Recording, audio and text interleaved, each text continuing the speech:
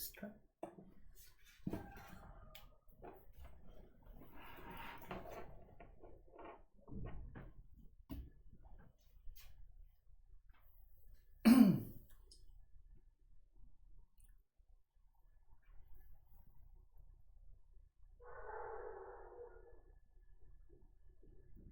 Hello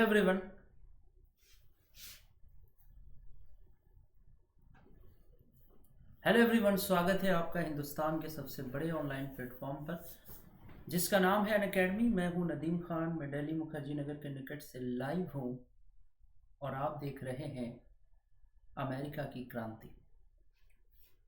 तो बच्चों, आज की जो क्लास है उसके बारे में मुझे बताने की ज़रूरत नहीं है कि इसकी जो रेलेवेंसी है वो कितनी ज़्यादा है।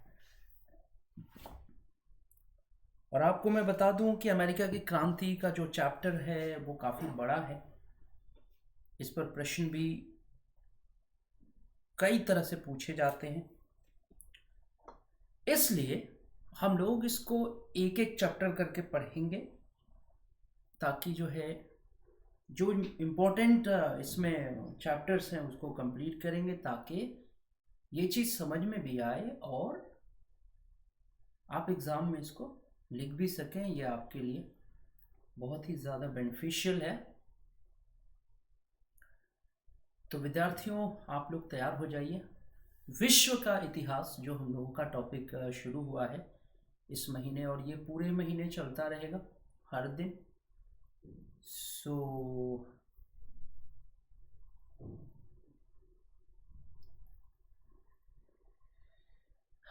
प्लीज़ रेडी हो जाइए क्लास के लिए। हम लोग शुरू करने जा रहे हैं।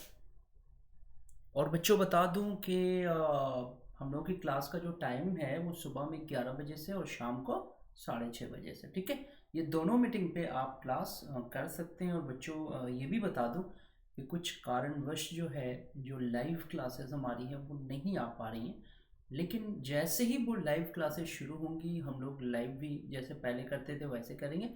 बट ये बेटा कि ये इसमें कोई फ़र्क नहीं है, जो चीज़ वो थी वही चीज़ ये है।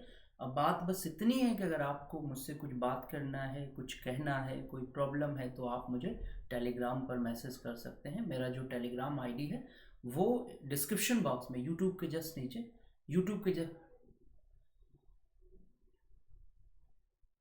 जस्ट नीचे डिस्क्रिप्शन बॉक्स में मौजूद है। वहाँ पर आप क्लिक करके मेरे टेलीग्राम आईडी से सीधे जुड़िए और जो भी समस्याएं वो आप मुझे टेलीग्राम पर बताइए, ठीक है। तो आइए, we are just going to start the American revolution. It was a very very beneficial and very very important revolution from the America for the world। और चलिए आइए शुरू करते हैं क्लास को। Let's crack UPSC CSC Hindi, let's crack it. यहाँ बच्चों आप सबसे मेरी गुजारिश है कि आप अगर हमें देख पा रहे हैं, सुन रहे हैं, तो अनअकैडमी का जो लर्निंग ऐप है, देखिए अनअकैडमी का जो ऐप है जिसको हम लर्निंग ऐप कहते हैं, वो चीज़ आपके लिए बहुत ज़रूरी है। इस वक्त त्योहारों का सीज़न है, स्पेशल क्लासेस के त्यौहार चल रहे हैं, हर टीचर स्पेशल क्लास ले रहा है, चाहे वो मैं हूँ चाहे बाकी टीचर्स हों, चाहे वो मैं हूँ चाहे बाकी एजुकेटर्स हों, तो सब के सब क्लासेस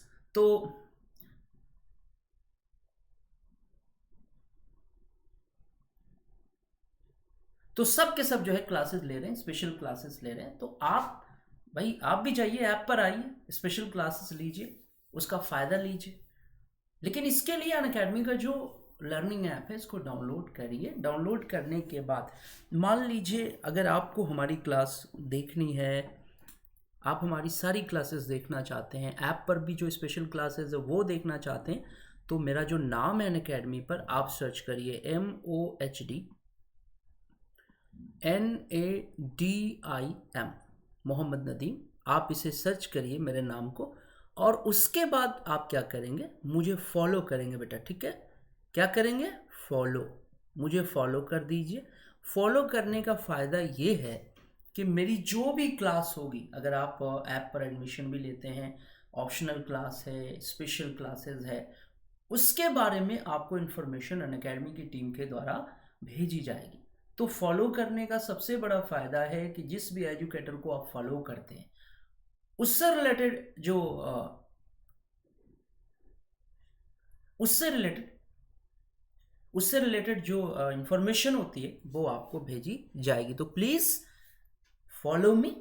सबसे पहले क्या करना है, अनअकैडमी का लर्निंग ऐप डाउनलोड करेंगे and after then follow me. Follow me यानी फॉलो करने के बाद जो इन्फॉर्मेशन होंगे मेरे क्लास से रिलेटेड वो अनअकैडमी टीम के द्वारा आपको कंटिन्यू जो इन्फॉर्मेशन होंगे क्लास के बारे में वो अनअकैडमी टीम के द्वारा आपको कंटिन्यू भेजे जाएंगे। ओके, अब आगे बढ़ते हैं। यहाँ से आप मेरे बारे में जान सकते हैं। ये अनअकैडमी के टॉप एजुकेटर्स हैं। This are the top most educator of the Unacademy platform and this are teaching at the Unacademy's platform, Unacademy's app. So if you want to take the class, you should go to the Unacademy app. I mean subscription. So अगर आप Unacademy के app पर जाकर इनको पढ़ना चाहते हैं तो इसके लिए वही है कि इनसे मुलाकात तभी होगी जब आप Unacademy पर सब्सक्रिप्शन लेंगे. सब्सक्रिप्शन मीन्स एडमिशन, है ना. जैसे Sudarshan Gujjar sir geography, Munnal Patel sir economy, Prakash Kumar sir, Mudit Gupta sir और रोमन सैनी सर. सो आप इनका बेनिफिट ले सकते हैं. अब हम लोग यहाँ पर आगे आते हैं. देखिए साहब, अनअकैडमी पर सबसे बड़ी चीज़ है कि अनअकैडमी पर अगर आप एडमिशन लेकर पढ़ते हैं तो 2-3 चीज़ों का आपको बेनिफिट होना है. पहली चीज़ तो ये कि टाइमली क्लासेस आपको मिलेंगी, ठीक है. दूसरी चीज़ ये कि आपका सिलेबस कंप्लीट कराने की जो रिस्पॉन्सिबिलिटी होगी वो अनअकैडमी की होगी, ठीक है. तीसरी चीज़ ये कि हिंदुस्तान का सबसे चीपेस्ट प्लेटफॉर्म, सबसे सस्ता प्लेटफॉर्म ये है. एक तो चीप है, दूसरा ये है कि आप अपने घर में बैठकर अपने पेरेंट्स के साथ, ठीक है, आप निर्बाध गति से अनअकैडमी की क्लासेस कर सकते हैं. सो Unacademy is a good platform for you. It's also cheapest platform for you and you can join the Unacademy plans. तो यहाँ पर we are just going to discussion about the plans of the Unacademy. यानी अगर Unacademy को आप join करना चाहते हैं तो if, है ना, do you want to join the Unacademy, तो आपके पास 2 प्लान है. एक है प्लस और एक है iconic. Plus is a general plan, plus is a general plan, plus is a normal plan. इसमें क्या है देखिए, अब यहाँ पर प्लस पर क्या है देखिए, वैसे तो 1 महीने से ही इसकी शुरुआत हो जाती है, लेकिन एक महीना 3 महीना 6 महीना, लेकिन यहाँ पर मैंने 1 साल 2 साल और 3 साल, क्योंकि अगर आप सिविल सर्विसेज की प्रिपरेशन कर रहे हैं तो या तो 1 साल या 2 साल या 3 साल आप इनमें से कोई एक प्लान ले सकते हैं. This is the best plans. Okay, इसकी फीस यहाँ पर देखिए लिखी हुई है. इसकी जो सब्सक्रिप्शन फ़ी है वो यहाँ पे लिखी हुई है, आप अपने अकॉर्डिंग देख सकते हैं. हाँ, अब जब एडमिशन लेने जाओगे आप तो आपसे पूछा जाएगा कि have you any referral code, क्या आपके पास कोई रेफरल कोड है. क्यों? क्योंकि रेफरल कोड का फ़ायदा ये है कि 10% आपकी फ़ीस कम हो जाएगी. जैसे ही आप रेफरल कोड MNUS डालेंगे, जैसे ही आप MNUS डालेंगे, your referral code is MNUS. Referral code क्या है? MNUS है. इसी को आपको यूज़ कर देना है तो आपकी फ़ीस 10% कम हो जाएगी. अब 10% कम होने के बाद यही जो फीस है 1 साल 2 साल और 3 साल की, ये स्क्रीन पे आप देख लो, ये इतनी हो जाएगी. ठीक है बेटा. अब आगे बढ़ते हैं. दूसरा जो प्लान है वो है आइकॉनिक सब्सक्रिप्शन. मैं कहूँगा कि iconic subscription is the best subscription. If you want to take the subscription on Unacademy's platform, you should select the Iconic subscription. Iconic subscription is the best subscription of the Unacademy. Unacademy पर अगर आप admission लेने जा रहे हैं तो Iconic से बढ़िया कुछ नहीं है. क्यों? इसलिए कि मेरा मानना है कि आदमी को जब प्यास लगी हो और उस वक्त कोई पानी लेके आ जाए पिला दे तो उस प्यास का जो मज़ा है, उस पानी का जो मज़ा है वो लाजवाब है. तो आइकॉनिक इसलिए इम्पॉर्टेंट है कि यहाँ पर आपको एक कोच या गाइड मिलता है. जो कोच या गाइड मतलब आइकॉनिक इसलिए अच्छा है कि यहाँ पर आपको कोच या गाइड मिलता है. समझ में आ गया? अब इसमें क्या है कि देखिए इस बार भी यहाँ पर 1 साल 2 साल, यहाँ पर 1 साल 2 साल और 3 साल का प्लान है। अब आप देख लीजिए यहाँ पर इसकी फ़ी वगैरह नीचे लिखी है, यू कैन सी, यू आप देख सकते हैं इसको। अब इसमें भी यही है कि आप एडमिशन लेने जाएंगे तो आपसे रेफरल कोड मांगा जाएगा, तो रेफरल कोड की जगह क्या लिख दोगे, MNUS। क्यों? 10% बेनिफिट के लिए। हर स्टूडेंट चाहता है कि उसको 10% का बेनिफिट मिले। तो यही सारी बातें हैं। अब आगे बढ़ते हैं। देखिए साहब, अनअकैडमी जो है वो एक कंपटीशन चला रही है अपने चैनल पर, टीचर्स पढ़ा रहे हैं, ठीक है। यहाँ पर ये है कि अगर आप इसमें भाग लेते हैं, ठीक है, तो आपको जो है वो इनाम मिलेगा। ये क्वेश्चन का फॉर्मेट होगा, मतलब एक क्विज फॉर्मेट है, ये क्विज कॉन्टेस्ट फॉर्मेट, यानी एक क्विज का मामला है ये। इसमें क्विज देखिए लिखा हुआ है, आप देख सकते हैं। अब अगर आप इसमें भाग लेते हैं तो first prize, second prize, third prize और फोर्थ प्राइज़ आपको मिलेगा, ठीक है ना। आप देख सकते हैं इनाम की जो यहाँ पे बरसात है वो सामने दिख रही है। तो you can join the you can join the quiz. आप ज्वाइन करिए इसको, कंपटीशन ज्वाइन करिए और उपहार जीतिए। अब है ओनली 6 मंथ रिमेनिंग, केवल 6 महीने बचा है, ठीक है ना। UPSC CSE 2021। अब एग्ज़ाम्स का मामला है कि देखिए अनअकैडमी जो है अपने एग्ज़ाम्स के लिए बैचेस का अनाउंसमेंट भी कर चुकी है।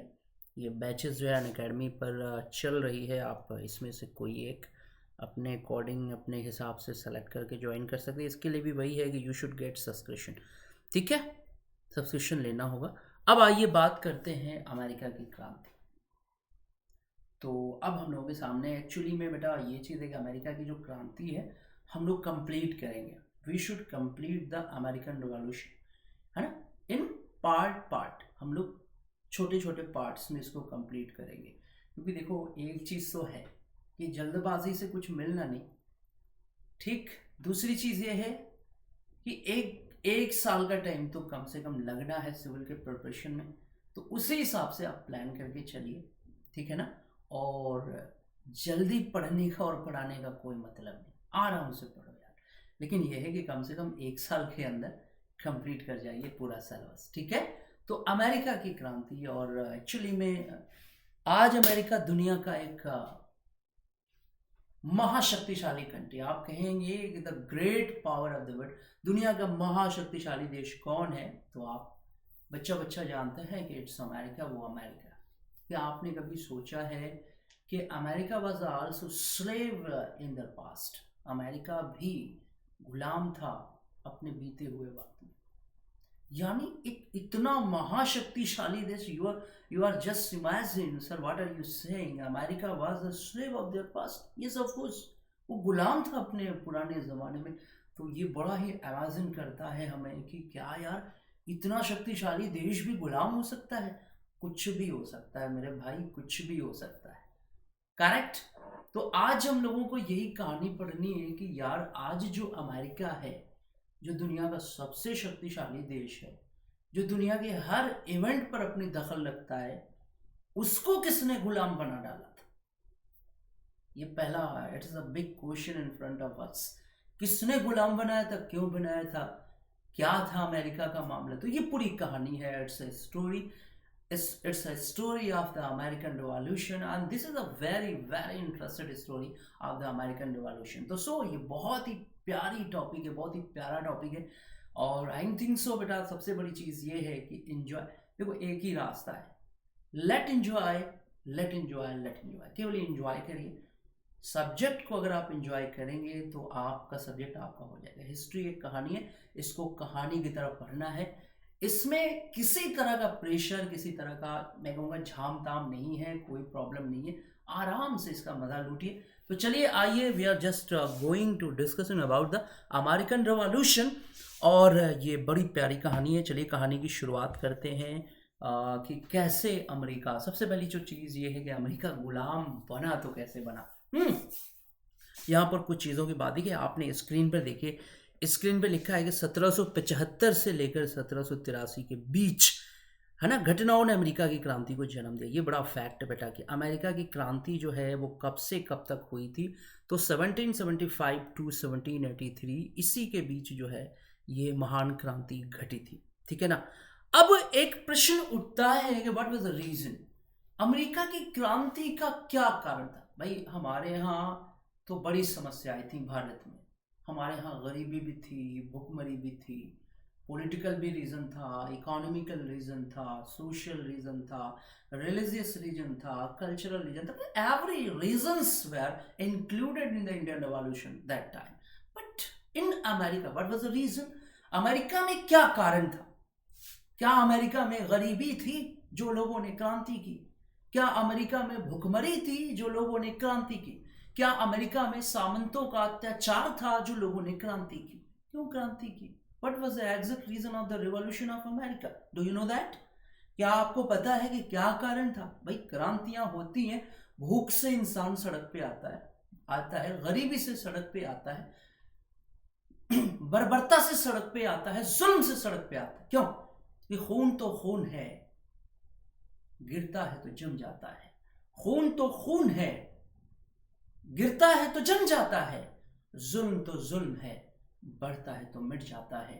जुल्म तो जुल्म है, बढ़ता है तो मिट जाता है। तो बेटा यही चीज़ है कि वहाँ पे भी जालिमों की सरकार थी। अब मतलब आप समझिए, जो आप समझ रहे हैं वही है। जैसे इंग्लैंड ने हमें तंग किया, वैसे इंग्लैंड ने हमसे पहले अमेरिकियों को तंग किया। यही तो कारण था कि जब अगस्त क्रांति हुई भारत में, जब भारत में द्वितीय विश्व युद्ध खत्म हुआ, अमेरिका सुपर पावर बन गया, उस समय अमेरिका ने हमारा सपोर्ट किया। After the second world war America support to India. America ने इंग्लैंड से कहा कि यार हिंदुस्तान को आज़ाद कर दो, स्वतंत्र कर दो, इसी में भलाई है। तो अमेरिका ने हमारे फ्रीडम को सपोर्ट किया था। कारण ये था, कारण सबसे बड़ा यही था कि अमेरिका ने उस दंश को झेला था, वहाँ के लोगों ने उस मजबूरी को झेला था, वहाँ के लोगों ने उस विषमता को झेला था। जो चीज़ हम झेल रहे थे वो अमेरिका ने झेला था। और सच बताओ बेटा, कहा जाता है, एक कहावत है कि जाके पैर न फाटे बिवाई, ऊ का जाने प्रीत पराई। जाके पैर न फाटे बिवाई, ऊ का जाने प्रीत पराई। जिसके पैरों में विवाह ना हो, जिसके पैरों में विवाही न फटा हो, गांव की कहावत है कि क्रैक न हो पैर जिसके, अरे जो पैर फटता है उसको विवाही कहते हैं गांव में ना। तो पैर न फटा हो, वो दूसरे का जख्म क्या जानेगा, वो दूसरों के बारे में क्या जानेगा। तो ये सबसे बड़ी चीज़ है कि why America was supported to India. तो इट वाज रीज़न, ये रीज़न था बेटा, इसका सबसे बड़ा कारण था कि अमेरिका ने वो तकलीफें झेली थी, इसलिए उसने भारत को सपोर्ट किया। ठीक है। और अमेरिका को भी किसी ने सपोर्ट किया था। Yes, France support to the American freedom struggle. America की क्रांति को फ्रांस ने सपोर्ट किया था। तो ये कहानी कितनी इंटरेस्टेड है, बहुत मज़ा आना है। ईश्वर की दया से बहुत अच्छा लगेगा आप लोगों को। बस ये बेटा कि ये मैं चाहूँगा कि बस आप क्लास को क्लास तक ही रहने देना, इंजॉयमेंट करना, बाकी कुछ नहीं यार। और हाँ, जो प्रैक्टिस कराना है, जो लिखना है, वो कमरे पे प्रैक्टिस कर लेना, और कुछ भी नहीं। सबसे बड़ी चीज़ है कि सिविल सर्विसेज में सबसे जो चीज़ मायने रखती है वो है कि किसी टॉपिक पर आपका अपना व्यूज़ होना चाहिए। आपका व्यूज़ किसी टॉपिक पर तभी होगा जब आप उस चीज़ को, उस टॉपिक को अच्छे से एनालिसिस करोगे, तब जाकर आपका व्यूज़ होगा। हमेशा बेटा ध्यान रखना, किसी टॉपिक को पढ़कर अगर आप उतार के चले आएंगे तो कभी आप सेलेक्ट नहीं होंगे, जब तक आपके पर्सनल व्यूज़ डेवलप नहीं होंगे कि अमेरिका की क्रांति का जो एग्जैक्टली कारण था वो क्या था। यहाँ पर हम बात, तो अगर आप व्यूज़ आपके डेवलप नहीं होंगे कि अमेरिका की क्रांति का एग्जैक्टली कारण का क्या था, अमेरिका की क्रांति का एग्जैक्टली कारण क्या था, तो फिर वो चीज़ जो है ना बड़ा मुश्किल है। तो अब मैं कह रहा था कि क्या कारण था यार, अमेरिका के लोगों ने क्यों, इंग्लैंड ही था ना, इंग्लैंड ने वहाँ पर काबू कर लिया था सारी चीज़ों, क्यों? तो देखो सबसे बड़ी चीज़ है कि अमेरिका में ना तो गरीबी थी, वहाँ के लोगों में इतनी गरीबी नहीं थी जितना हमारे में थी। ना तो वहाँ के सामंत जालिम थे और उन्होंने अपने निचले लोगों पर जुल्म किया, समझ में आ गया? ना उन्हें दबाया, ना उन पर अत्याचार किया, ठीक है? ना तो जो है और भी कोई चीज़ थी कि भाई और भी कोई प्रॉब्लम थी ऐसी कि हम कहें कि ये कारण था, नहीं। ना गरीबी थी, ना भुखमरी थी, ना सामंतों का अत्याचार, तो फिर था क्या? आप सोच रहे हैं कि था क्या? क्या कारण था? देखिए, सबसे बड़ी चीज वही है कि इंग्लैंड का जो जबरदस्ती था ना अमेरिका के साथ, अमेरिका में ज्यादातर लोग ना बाहर के हैं, तब बाहर के आए। अमेरिका एक ऐसा देश है जहां के मूल जो निवासी उनको रेड इंडियंस कहा जाता है।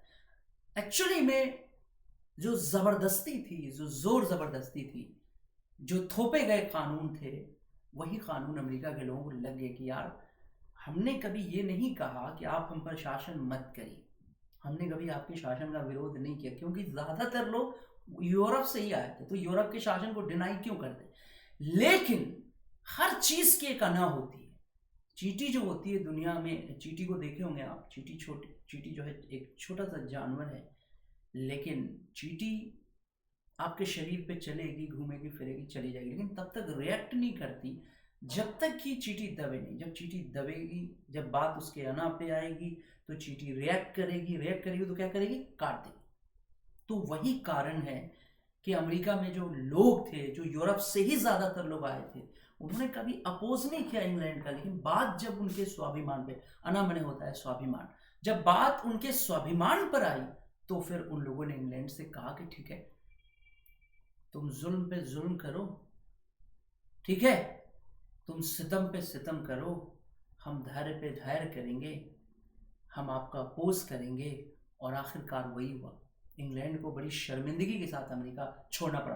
तो ये जो चीज़ मैं आपको बता रहा हूँ, ये कहानी का पूरा क्या है, पूरा ट्रेलर है कि हमें कहानी यही पढ़नी है, इसी के बारे में हमें लेना है। तो आपने देखा कि इंग्लैंड, अमेरिका की जो क्रांति थी, अमेरिका की जो क्रांति थी वो 1775, अमेरिका की जो क्रांति थी 1775 से 1783 ईस्वी के बीच हुई। ये चीज़ें आपको नोट करना है, इसको लिख लीजिए कि अमेरिका की क्रांति 1775 ईस्वी से 1783 ईस्वी के बीच घटी थी। हम लोग यहाँ पर एक तरीका भी है कि मैं अक्सर जो है आप लोगों को पढ़ाता हूँ, तो मैं इस चीज़ को जो है, तो हम यहाँ पे लिख भी देंगे कि अमेरिका की क्रांति, अमेरिका की क्रांति, ठीक है, सही है बेटा, अमेरिकन रिवॉल्यूशन। पहली फैक्ट क्या लिखा हमने कि अमेरिका की जो क्रांति थी, अमेरिका की क्रांति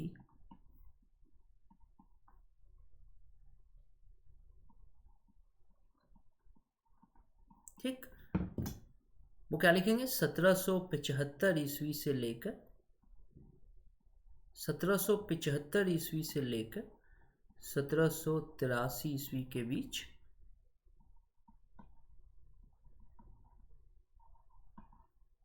1783 ईस्वी के बीच घटित हुई,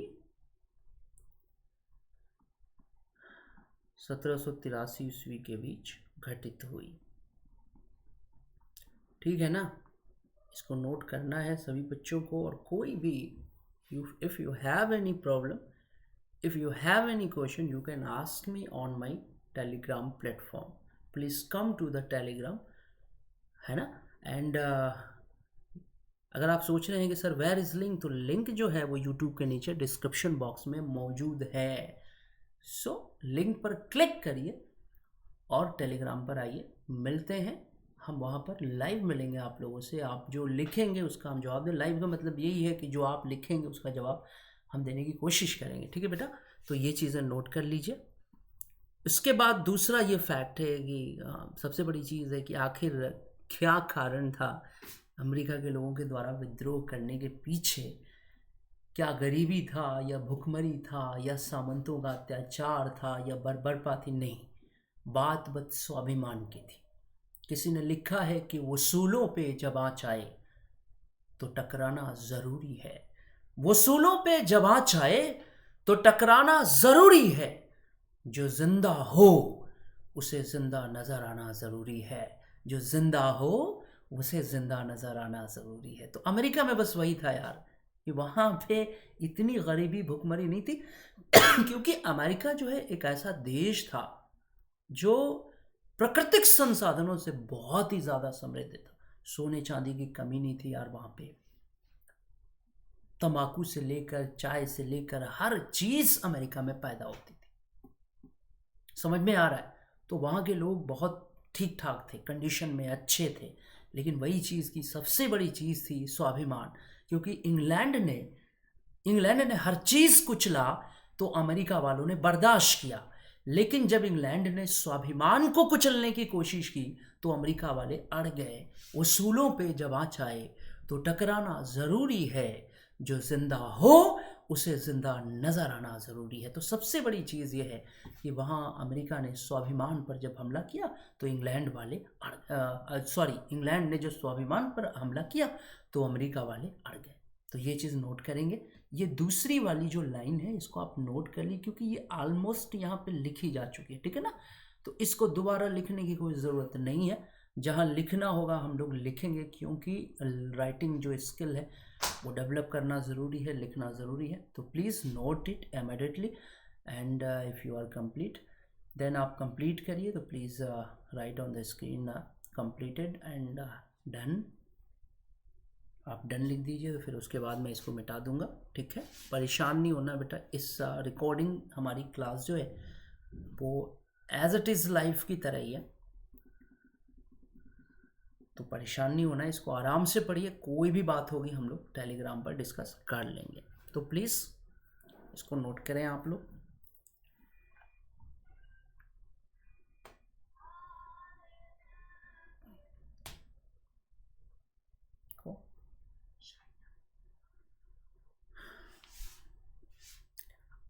अगर नोट कर लें तो डन लिख दीजिएगा, तो फिर मैं इसको मतलब आगे बढ़ जाता हूँ, क्योंकि आज हम लोगों ने इस चीज़ को आपके सामने रख दिया। इसको नोट करिए, बड़ा मज़ेदार टॉपिक है यार, बढ़िया टॉपिक है। मीन्स ये है कि इट्स अ ग्रेट टॉपिक, बड़ा मज़ेदार टॉपिक।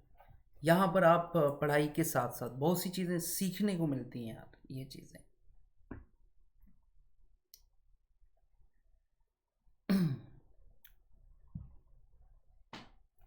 सबसे बड़ी चीज़ है कि जब अमेरिका जो है वो आज़ाद हुआ था, अमेरिका जब आज़ाद हुआ था तो वहाँ पे केवल कितने के राज्य थे बेटा? 13 राज्य थे।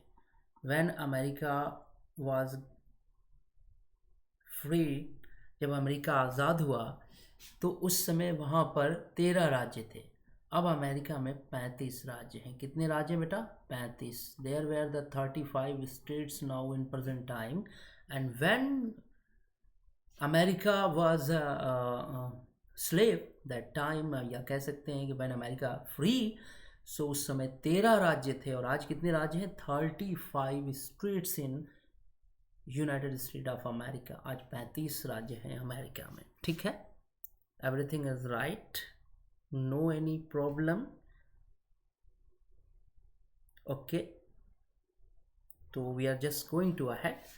आप लोग इसको नोट कर चुके हैं, तो थोड़ा सा हम लोग आगे बढ़ते हैं और भी चीज़ों पर बात करते हैं।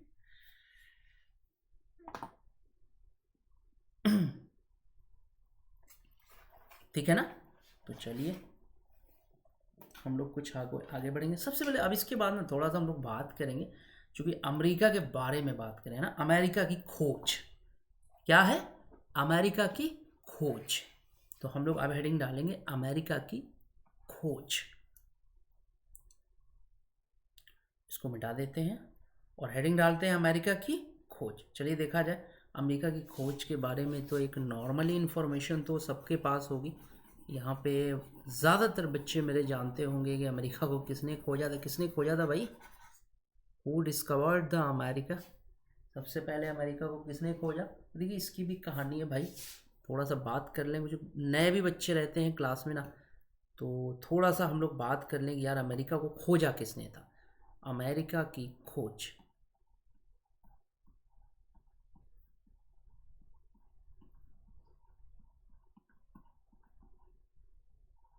अमेरिका की खोज। एक्चुअली में देखिए साहब, कहानी यही है कि अमेरिका की खोज जो है ना वो धोखे से हो गई थी।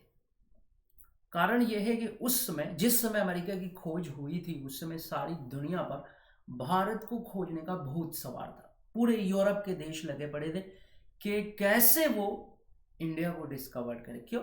India was a golden bird that time, and ये भी था कि वो लोग व्यापार करना चाहते थे भारत के साथ डायरेक्ट समुद्री मार्ग से रास्ता चाहते थे। इसलिए ना पूरी दुनिया में हिंदुस्तान को खोजने की जो है होड़ मची हुई थी। और उस ज़माने में जो स्पेन का राजा था हेनरी, तो हेनरी बहुत ही ज़्यादा इंटरेस्टेड आदमी था, समुद्री यात्राओं के लिए बड़ा फेमस था, बड़ा अनुदान देता था, भेजता था। तो उसने अपना अपने देश के बड़ा ही अपने देश के बड़ा ही साहसी नाविक को चुना, बड़ा ही समझिए कि वो गजब का नाविक था, उसका नाम था क्रिस्टोफर कोलंबस।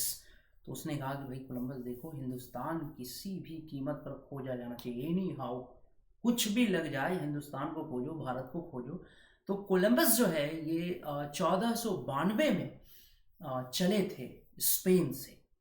और घूमते घामते जो है, अरे उस ज़माने में, आज के ज़माने में क्या है, आपके पास नेट है, आपके पास मैप है। आज के ज़माने में तो ये हाल है दोस्त, मैप ऑन करो और गाड़ी चलाते रहो, आप अपनी मंजिल तक पहुंच जाओगे, है कि नहीं। उस ज़माने में ना ऐप था, ना मैप था, कुछ भी नहीं था, है कि नहीं, कुछ भी नहीं था उस ज़माने में। उस ज़माने में तो ये था, मतलब गूगल मैप की मैं बात कर रहा हूँ, I am discussing about the Google map, है ना, not for the only one map. Map तो वैसे कागज पे था, या ढूंढते रहो ना कहाँ पे मैप है। तो कहने का मतलब ये है कि कोलंबस ओलंबस उसके साथ ही जो है चले। अच्छा, उस जमाने में नाव वाव भी चलती थी, उसमें जहाज कहाँ थी यार उस जमाने में, पानी की जहाजें कहाँ चलती थी, नाव नॉर्मली चलती थी, लकड़ी की नौका। और वो भी नौका कैसी थी कि वो कभी कभी थपेड़ों से टकरा टकरा के बिखर भी जाया करती थी, मतलब हजारों लोग मर जाते थे समुद्र में यात्रा करना। It was a very difficult time for them, कि जो लोग जो है who are travelling in the sea that time, बहुत ही ज़्यादा डिफिकल्ट था कि 5-5 महीने लग जाते थे यार समंदर में, हिचकोले खा रहे, है कि नहीं। कभी जो है तूफान में, तो कभी कुछ से कभी कुछ से, तो बहुत कम लोग डेस्टिनेशन को पहुंच पाते थे। तो it was a more and more difficult time उनके लिए, who are travelling in the sea, जो समुद्र में यात्रा करते। सो लकड़ी उकड़ी की नौका लेके ये लोग चले। अब हिंदुस्तान को ढूंढने निकले थे, बहुत दिन हो गया। अब 92 में चले, कब चले बेटा, 1492, है ना, 1492 में। और 2 साल के बाद, after 2 years travelling in the sea, 2 साल के बाद जो है क्रिस्टोफर कोलंबस चिल्लाया, wow we reach the India, हम लोग इंडिया पहुंच गए, वाओ, सब चिल्लाने लगे, शोर मचने लगा। उतर भी गए वहां पर। उतरने के बाद जब अंदर गए, बाद में उनको पता चला, दुनिया को पता चला कि Christopher Columbus was discovered that country, है ना। It was not India, it was a new land, and in future it was called to the America. तो इट वाज अमेरिका। ये गलती से कोलंबस के द्वारा डिस्कवर्ड कर दिया, कोलंबस के द्वारा, ये गलती से कोलंबस के द्वारा डिस्कवर्ड कर दिया गया। तो ये चीज़ तो था यार, क्रिस्टोफर कोलंबस ने अमेरिका की खोज की थी, वो भी भारत की खोज की गलती में उसने कर दिया था। तो खैर मामला रफा दफा हो गया। अब ये था कि धीरे धीरे यूरोप को अमेरिका की जानकारी हुई। क्योंकि सबसे बड़ी चीज़ है कि वो दौर कैसा था कि उस ज़माने में जो है पुनर्जागरण हो चुका था, औद्योगिक क्रांति की धीरे धीरे शुरुआत हो रही थी। सो पूरे यूरोप के देश, कहते हैं ना, बिल्कुल लार टपक रहा था सबका कि भाई अमेरिका में है क्या। तो सबसे ज़्यादा जो मतलब ग्रीडी कंट्री था वो इंग्लैंड था। तो धीरे धीरे अमेरिका के बारे में पता चला कि यार यहाँ तो बहुत बढ़िया है, यहाँ तो जो है बहुत सारी चीज़ें हैं, काम की चीज़ें हैं, बहुत सारे वनस्पतियाँ हैं, बहुत सारे पेड़ हैं, चांदी और सोना भी, चांदी बहुत ज़्यादा अमेरिका में। तो कहने का मतलब कि यूरोप के जो देश थे आपस में अमेरिका पहुंचने के लिए यहीं से शुरू हुआ, कि लालच मन में समाने लगा। मतलब हर तरह के लोग थे, कुछ लालच की वजह से, कुछ किसी और काम से, तो यहीं से शुरुआत हुई। तो हम थोड़ा सा बात करेंगे कि अमेरिका की खोज, है ना। तो हम लिखेंगे बेटा कि अमेरिका की खोज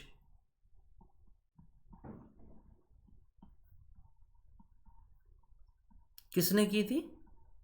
स्पेन के नाविक क्रिस्टोफर कोलंबस ने कर दी। स्पेन के नाविक क्रिस्टोफर कोलंबस ने की थी। क्रिस्टोफर कोलंबस ने की थी। करेक्ट, क्रिस्टोफर कोलंबस ने की थी।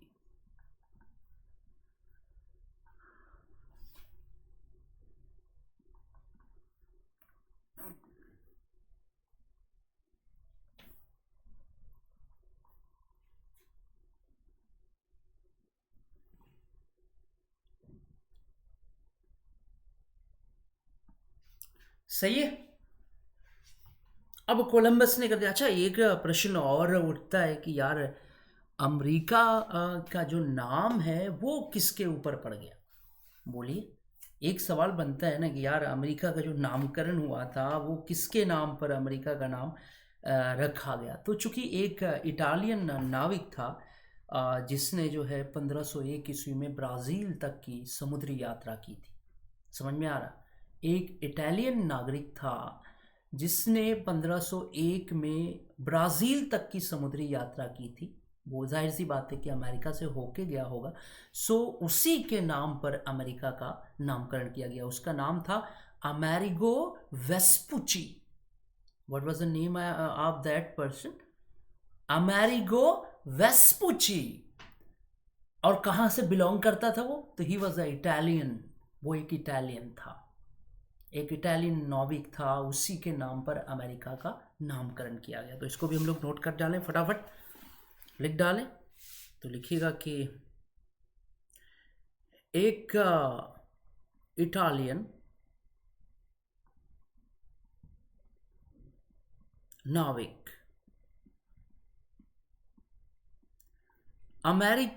अमेरिगो वेस्पुची ने, एक नाविक अमेरिगो वेस्पुची ने, ठीक है, वेस्पुची ने 1501 ईस्वी में,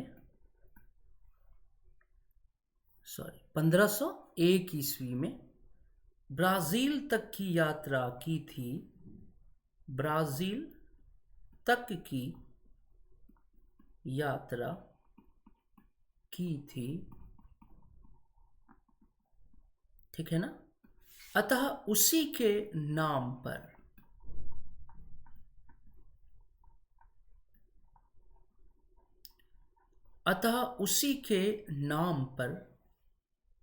अमेरिका का नामकरण हुआ।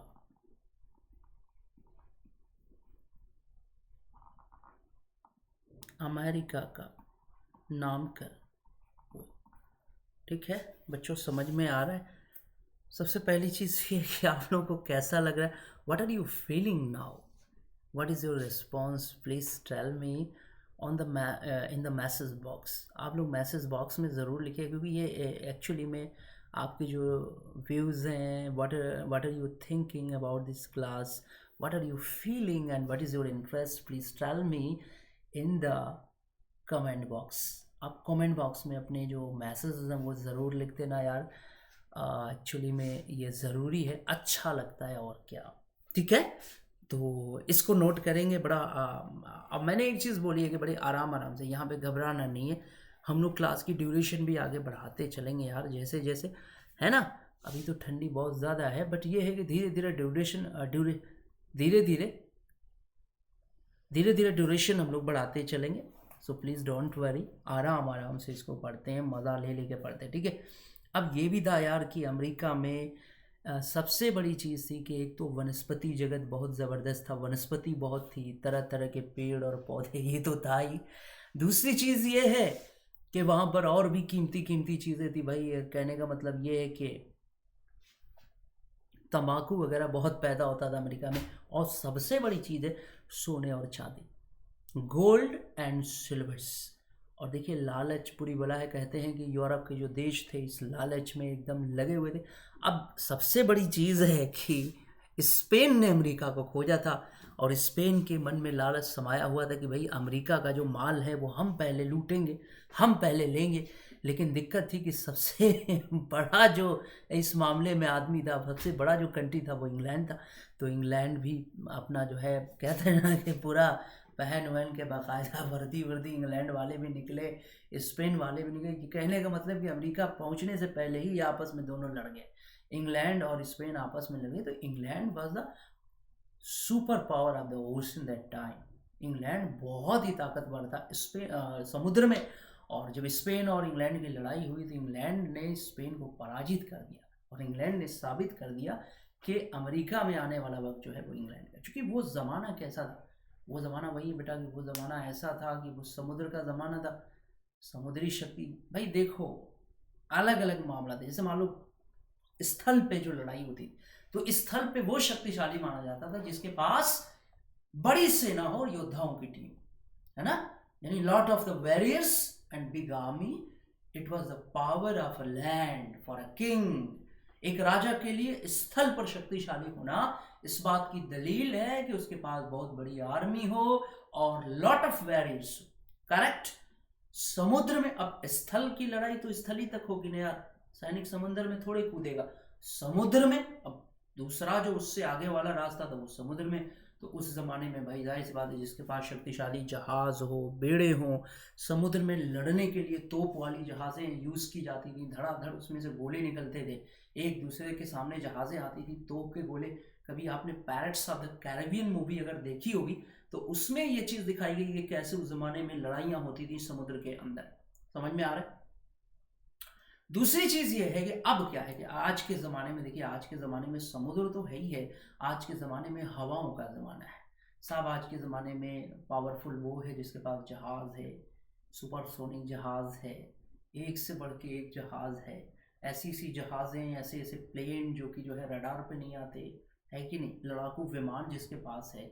तो आज का ज़माना उसी का है कि कहने का मतलब कि अमेरिका है, कोरिया है, या दुनिया के ऐसे ऐसे देश हैं कि भाई कहीं भी किसी भी जगह पे वो बमबारी करते हैं। तो आज सारी दुनिया देखा जाए, हमारा देश भी लैस है, इन सारी शक्तियों से लैस है, हमारा देश भी इस समय एक सुपर पावर है। तो यही चीज़ आपसे कहना चाह रहे हैं कि अलग अलग ज़माने में अलग अलग चीज़ों का रोल रहा है। पुराने ज़माने में स्थल की लड़ाई ज़्यादा होती थी, सो उस ज़माने में स्थल वाली लड़ाई के लिए पुराने ज़माने में स्थल की लड़ाई ज़्यादा होती थी। उस ज़माने में बड़ी सेना का बड़ा रोल था। In the time of the Alexander the great, Alexander the great के ज़माने की बात अगर आप करोगे तो उस ज़माने में क्या था, स्थल सेना का बड़ा महत्व था। बाद में जैसे जैसे समय बढ़ा, समुद्री सेना का बड़ा महत्व आ गया, जहाज़ों का महत्व आ गया, और अब हवाई जहाज़ों का महत्व है। तो समझ में आ गया बेटा, it's clear, no any issue, no any problem. तो यहाँ पे क्या है कि अमेरिका की खोज स्पेन ने की, तो स्पेन को ये लगता था कि अमेरिका का जो प्रॉपर्टी है वो सब अपना है, हम पहले अमेरिका को खाली करेंगे, हम लूटेंगे या हम व्यापार करेंगे। लेकिन इंग्लैंड साथ में लग गया और लड़ाई हो गई स्पेन और अमेरिका के, स्पेन और इंग्लैंड के बीच, और जिसमें इंग्लैंड ने साबित कर दिया कि वो समुद्र में एक महाशक्ति है। तो हम यहाँ पे ये भी लिखेंगे कि अमेरिका के संसाधनों का लाभ पाने के लिए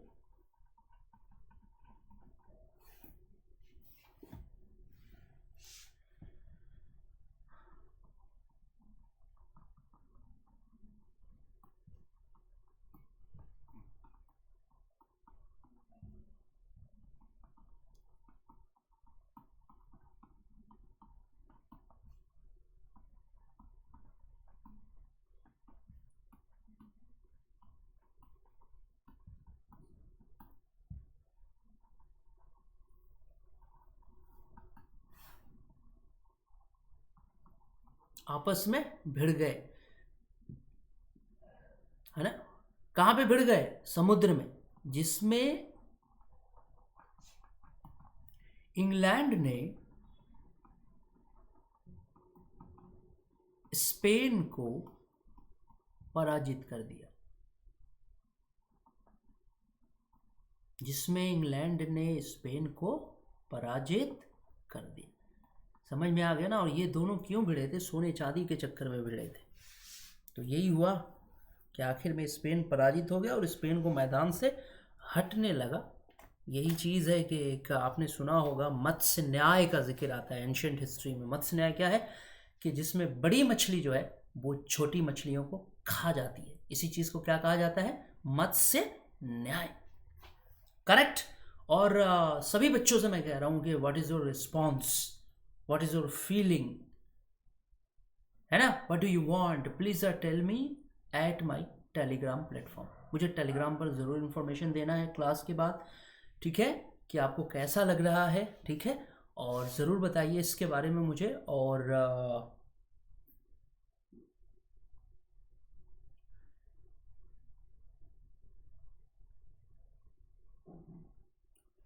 आगे बढ़ते हैं थोड़ा सा।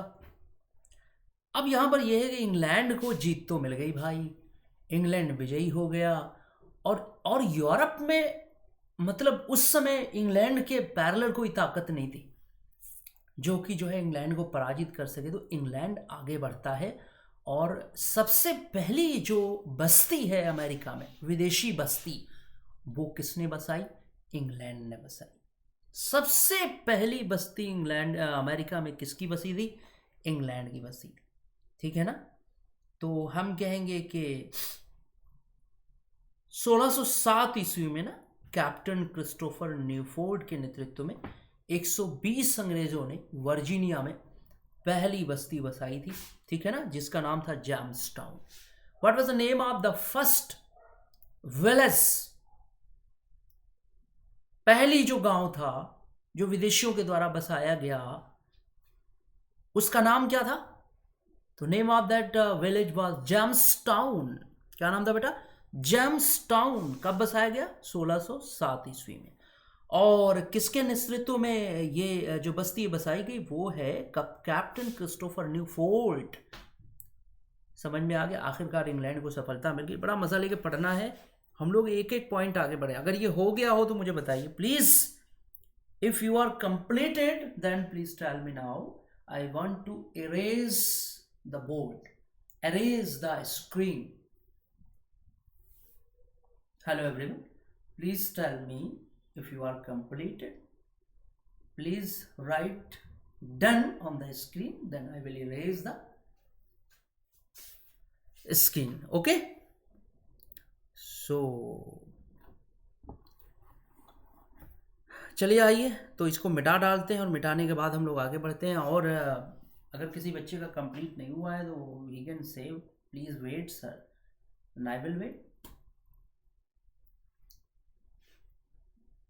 एक एक लाइन किसी ने लिखा है कि the little drops of water make a mighty ocean. पानी के छोटे छोटे कतरे समुद्र का निर्माण करते। कभी अचानक से समुद्र नहीं बनता, कभी अचानक से तालाब नहीं बनता। ये हमेशा बेटा याद रखना, सिविल सर्विसेज को क्वालिफाई करने का कोई शॉर्टकट नहीं है, एक बार तो आपको पढ़ना ही पड़ेगा, ठीक है? चलिए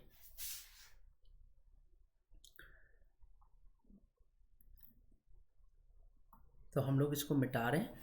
तो हम ये कह रहे थे आपसे कि इंग्लैंड ने चूंकि स्पेन को बाहर कर दिया, इतनी मुसीबत के बाद तो अमेरिका का पता चला। मतलब कहने का मतलब ये है कि मेहनत कोई और कर रहा था और मज़े कोई और ले रहा था। वही बात है ना यार, मेहनत तो स्पेन वालों ने की, लेकिन एक चीज़ है कि अगर आपकी मेहनत सच्ची है ना, तो सच्चाई ये है कि जो फल आपको मिलता है वो दूसरा ले नहीं सकता। आज भी दुनिया यही जानती है कि हिंदुस्तान अमेरिका को खोजने वाला देश स्पेन था, और आज भी दुनिया क्रिस्टोफर कोलंबस को भुला नहीं पाई है। समझ में आ गया? ये एक सबसे बड़ा रिवार्ड है। इंग्लैंड अमेरिका गया, वहाँ से बेशर्मी के साथ हटा, पराजित हुआ। अमेरिका आज भी है, लेकिन क्रिस्टोफर कोलंबस, जब जब अमेरिका का नाम लिया जाएगा तब तब क्रिस्टोफर कोलंबस का नाम लिया जाएगा, और कोलंबस का देश था स्पेन। तो ये दलील है, इतिहास ये ऐलान करता है कि अगर आपने मेहनत किया है, अगर आप ईमानदार हैं, तो आपकी मेहनत का फल ईश्वर ज़रूर देगा। यकीन करिए आपकी मेहनत का फल ईश्वर ज़रूर देगा। ठीक है, अगर आपकी मेहनत सच्ची है तो आपकी मेहनत का फल ईश्वर ज़रूर देगा। तो बच्चों, हम लोग बात कर रहे थे इंग्लैंड की, कि इंग्लैंड ने अब वहाँ पे क्या किया। वही है कि भाई धीरे धीरे, भाई देखिए इंग्लैंड का यही तो तरीका था कि धीरे धीरे वहाँ पे अंग्रेज़ों को बसाया जाए, बस्तियाँ बसाई जाए, फिर उसके बाद धीरे धीरे वहाँ कब्जा किया जाए, उसके बाद वहाँ से संसाधनों का जो दोहन है वो शुरू हो जाए। तो हम लिखेंगे कि अमेरिका में पहली बस्ती, अमेरिका में पहली बस्ती इंग्लैंड के द्वारा, अमेरिका में पहली बस्ती इंग्लैंड के द्वारा 1607 में बसाई गई।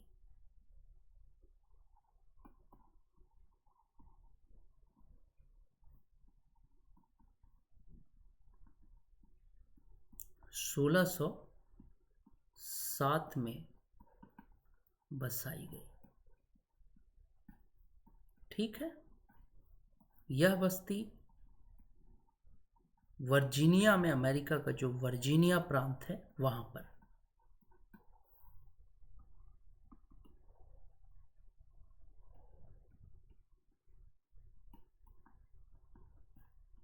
यह बस्ती अमेरिका के वर्जीनिया में बसाई गई कैप्टन क्रिस्टोफर न्यूफोर्ट के नेतृत्व में। कैप्टन क्रिस्टोफर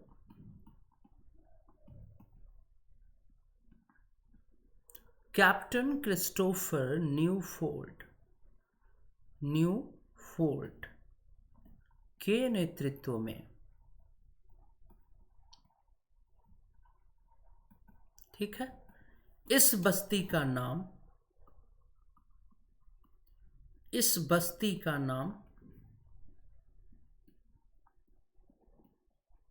जेम्सटाउन था।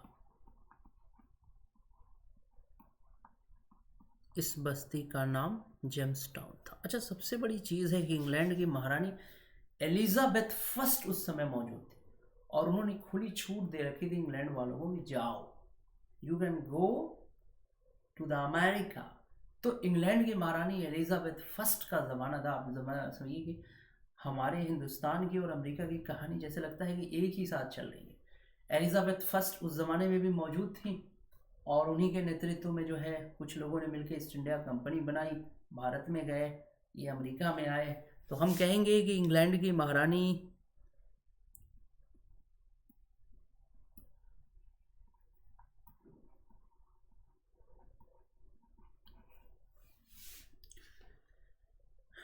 एलिजाबेथ प्रथम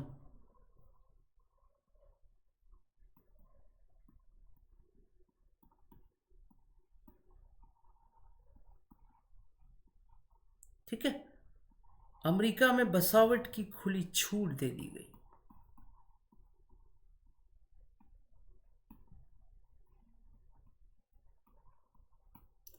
अमेरिका में बसावट की खुली छूट दे दी गई।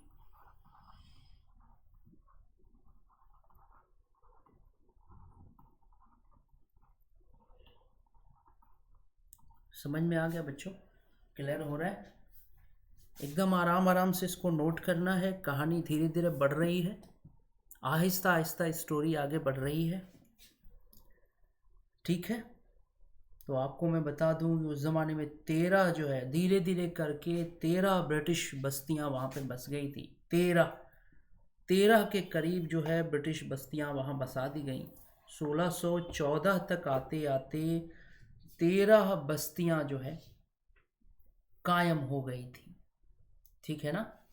जैसे न्यू हैम्पशायर है, फिर उसके बाद मैसाचुसेट्स है, रोड आइलैंड है, कनेक्टिकट है, न्यूयॉर्क है, वर्जीनिया है, पेंसिल्वेनिया है, उसके बाद जो है डेलावेयर है, ठीक है ना, मैरीलैंड है, नॉर्थ कैरोलिना है, साउथ कैरोलिना है। यानी 13 बस्तियां इंग्लैंड वालों ने बसा दिया। बस्ती बचाने के पीछे क्या कारण था आप समझ ही गए। लोगों को वहाँ पे बसाना, ले जाना, फिर उनसे धीरे धीरे जो है अपना काम कराना, क्योंकि ये सब लोग इंग्लैंड के लिए काम करते थे। कंपनियां लगाई गई थी लोगों के बसावट के लिए। इंग्लैंड के राजा जेम्स के द्वारा बाकायदा कंपनी लगाई गई थी कि वहाँ पे लोगों को बसावट किया। क्योंकि देखिए जो संसाधन होते हैं बेटा, संसाधन का दोहन जो होता है वो लोगों से होता है। अगर लोग ना हो तो संसाधनों का दोहन नहीं हो सकता। अगर भारत में उस समय लोग नहीं होते तो इंग्लैंड कभी भारत को विजय नहीं करता, क्योंकि भारत जैसे महान और बड़े देश में लोगों के बिना संसाधनों का दोहन नहीं हो सकता था। इंग्लैंड ने क्या किया, पहले भारत को जीता, फिर धीरे धीरे यहाँ के लोग, इंग्लैंड ने पहले भारत को जीता, फिर धीरे धीरे यहाँ के लोगों को गुलाम बनाया और फिर भारत के संसाधनों का दोहन भारत के लोगों के द्वारा करवाया गया। तो ये भी बड़ा ही समझ जाइए कि क्रिटिकल मैटर था। तो अब यहाँ पे इंग्लैंड ने क्या कर दिया, 13 बस्तियाँ बसा ली, 13 उपनिवेश बसा लिए यहाँ पर, और फिर धीरे धीरे इन्हीं लोगों के द्वारा अमेरिका का जो दोहन है, वहाँ के प्राकृतिक संसाधनों का जो दोहन है वो शुरू हो गया। ठीक है, कहा जाता है कि जेम्स टाउन से जो अंग्रेजों की पहली बस्ती थी, पहला जो तंबाकू से लदा हुआ जहाज था वो 1614 में इंग्लैंड पहुंचा था। यानी पहली जो खेप है, अमेरिका की बर्बादी की पहली खेप जो है वो इंग्लैंड वालों के द्वारा 1614 में इंग्लैंड पहुंचाई गई। तंबाकू बाकायदा वहाँ से निकाल कर और इंग्लैंड लेके गए। तो हम लोग लिख सकते हैं, आगे नोट कर सकते हैं। अगर इसको हो गया हो तो आप मुझे इशारा कर दीजिए कि सर हो गया है, तो हम लोग आगे बढ़ जाते हैं।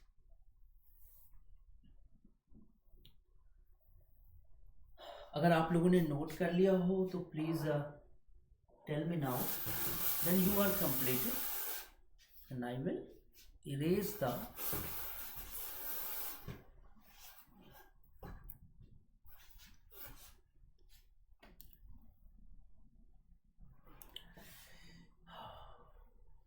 यूट्यूब पर आप लोगों से मेरी मुलाकात हो रही है, कोई बात नहीं, लाइव भी जल्दी ही हो जाएगी।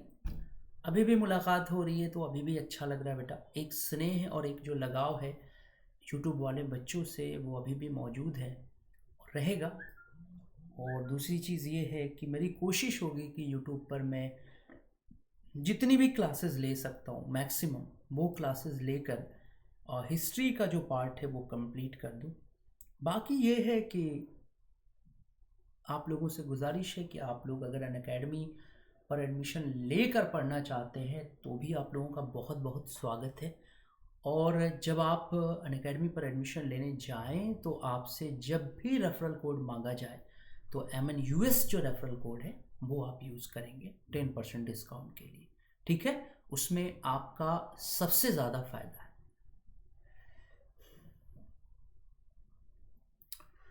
तो मेरे जितने भी स्टूडेंट हैं आप सबसे मेरी गुजारिश है। ठीक है, तो आइए इसको कंप्लीट कर लिया आप लोगों ने, अगर लिख लीजिए तो मुझे बताइए, तो इसको मिटाया जाए और थोड़ा सा आगे बढ़ा जाए। चलिए मैं इसको मिटाने जा रहा हूँ और हम लोग थोड़ा सा आगे बढ़ते हैं कि देखें और क्या किया। 13 बस्तियाँ यार, कितनी बस्तियाँ, 13 बस्तियाँ इंग्लैंड वालों ने बसा दी अमेरिका में। जितने भी आप अमेरिका में राज्य देख रहे हो ना, उसमें से शुरुआती ज़्यादातर राज्य इंग्लैंड के द्वारा बसाए गए, चाहे नॉर्थ कैरोलिना है, साउथ कैरोलिना है, वर्जीनिया है, मैरीलैंड है, न्यूयॉर्क है, ये सब के सब इंग्लैंड के द्वारा बसाए गए थे। आज तो अमेरिका में कुल 35 स्टेट हैं। मैं चाहता हूं कि आप IAS बने,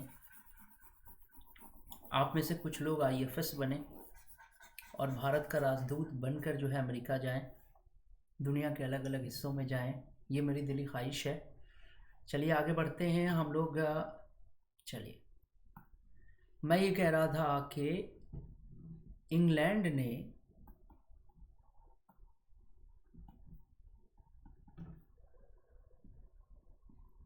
कुल 13 बस्तियां,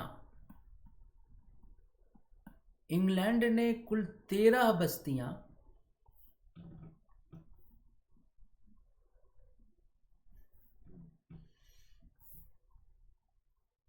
इंग्लैंड ने कुल 13 बस्तियां अमेरिका में बसाई।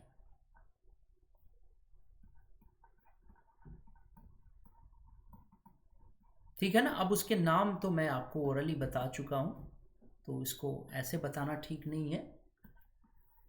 और तंबाकू से लदा हुआ पहला खेप, भाई इसी के लिए तो ये आए थे, और काहे लिए आए थे? तंबाकू से लदा हुआ पहला खेप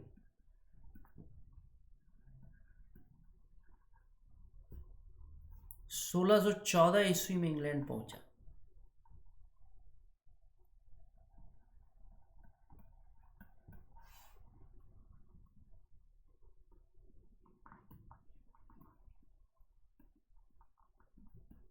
है ना, जो कि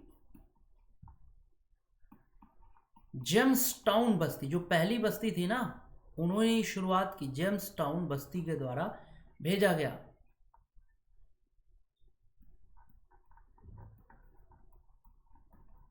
समझ में आ रहा है ना बेटा? और ये जेम्स टाउन बस्ती थी कहाँ? अमेरिका के वर्जीनिया प्रांत में ये मौजूद थी। ये इंग्लैंड की पहली बस्ती थी।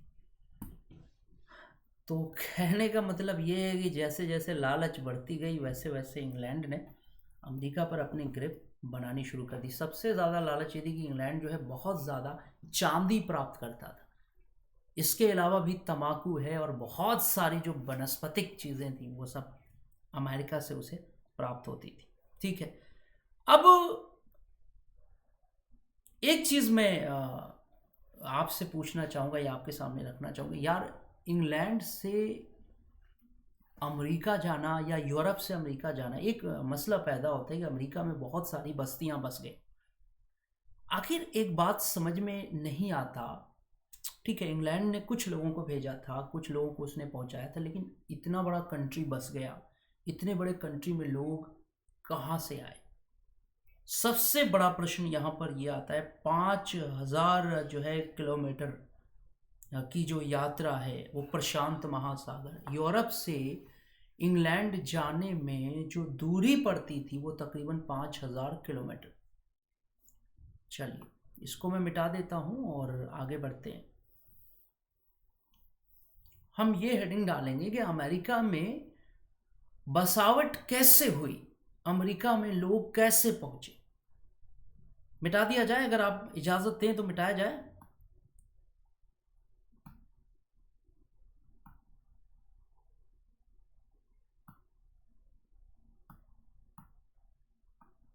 यहां पर एक बहुत बड़ा प्रश्न है कि अमेरिका में लोगों की बसावट कैसे हुई। बड़ा it is a big question in front of us कि अमेरिका में विदेशियों की बसावट, अमेरिका में विदेशियों की बसावट। ये देखिए, ये सामने जो स्क्रीन लगी हुई है इस पर आपको दिख रहा है अमेरिका में विदेशियों की बसावट। एक्चुअली में सबसे बड़ी चीज़ है बेटा कि मैं आप लोगों को लिखाता हूँ, लिखाने के पीछे सबसे बड़ा रीज़न होता है कि आपके पास एक हैंड राइटिंग प्रूफ होना चाहिए, एक हैंड राइटिंग बेस होना चाहिए, जिससे आप मेंस के लिए अपने आप को रेडी कर सकें। This topic is also very important for the prelim and also mains, ताकि आप मेंस के लिए रेडी हो सके। तो अमेरिका में विदेशियों की बसावट, ये हम लोगों का टॉपिक है, इस पर हम लोग डिस्कस करने जा रहे हैं। ये हेडिंग डालेंगे। तो अमेरिका में विदेशियों की बसावट कैसे हुई, कैसे अमेरिका में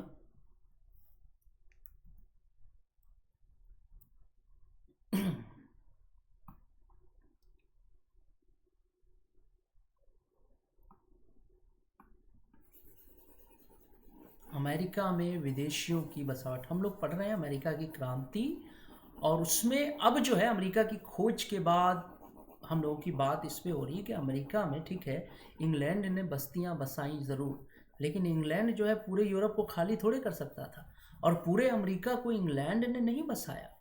तो फिर बाकी लोग कहाँ से आए यार? ये एक बहुत बड़ा प्रश्न है हम लोगों के सामने। तो चलिए हम लोग इसको सर्च करते हैं कि आखिर बाकी लोग कहाँ से आए अमेरिका में।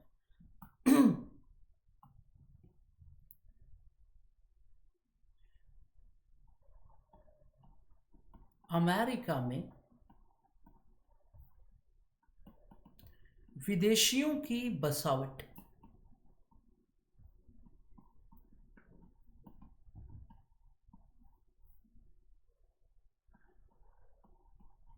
अमेरिका में विदेशियों की बसावट।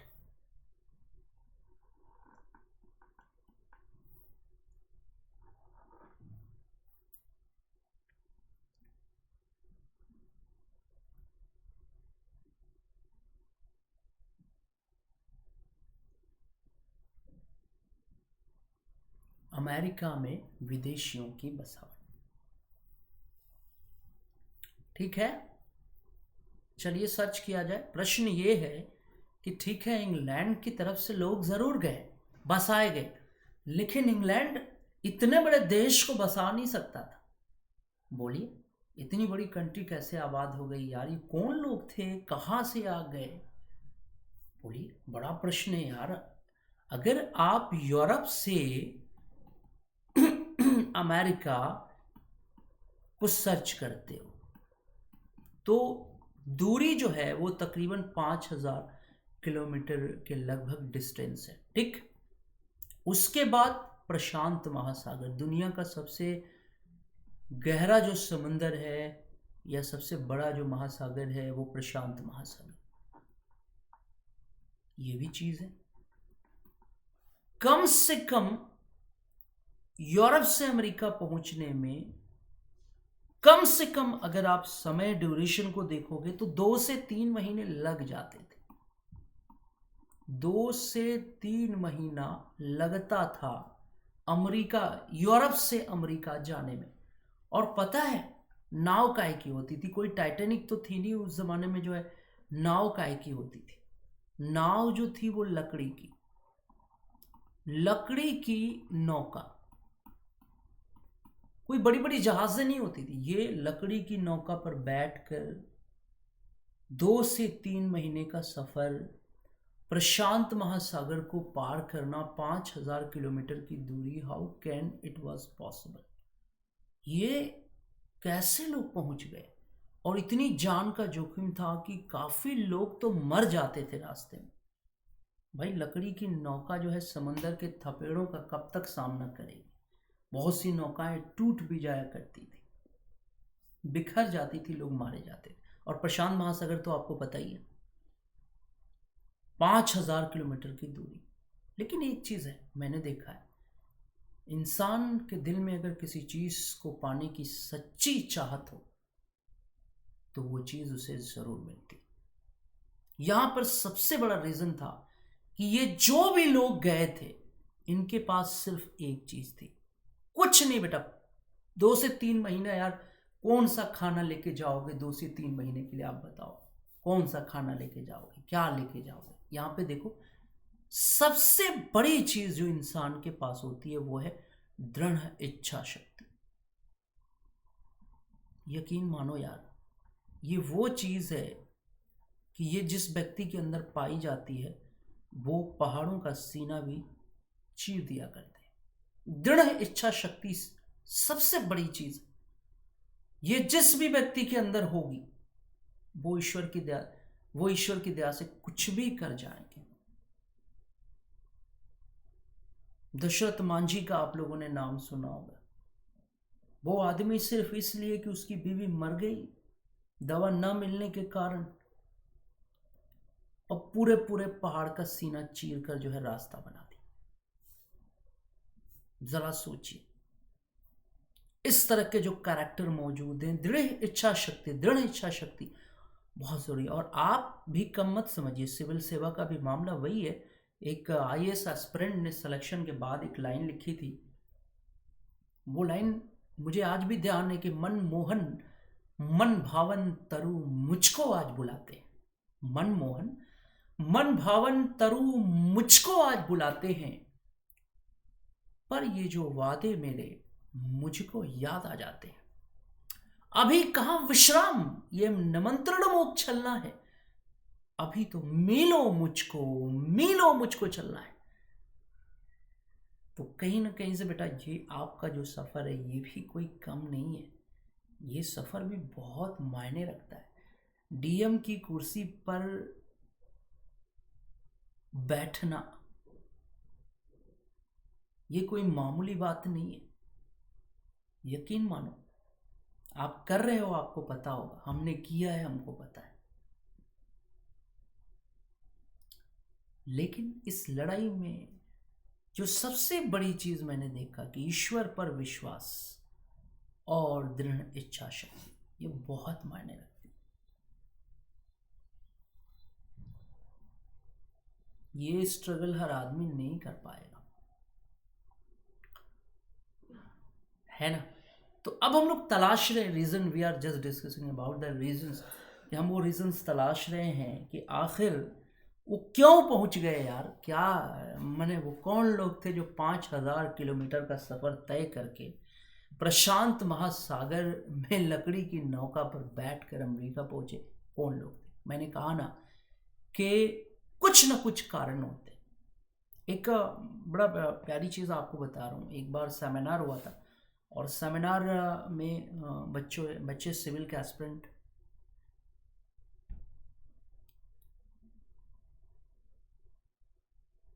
एक बार सेमिनार हुआ था और सेमिनार में बच्चे बैठे हुए थे और एक डिप्टी कमिश्नर आए हुए थे। उस वक्त सेमिनार को वो एड्रेस कर रहे थे, संबोधित कर रहे थे। उन्होंने एक बात कही, वो लाइन की आज भी मुझे वो लाइन याद है, मैं अपने स्टूडेंट्स को ज़रूर बताता हूँ। उन्होंने कहा कि बच्चों देखो, पढ़ता इंसान दो ही कारण से है, दो कारण से जो इंसान पढ़ता है, तीसरा कोई कारण नहीं। वो कौन से दो कारण है जानते हो?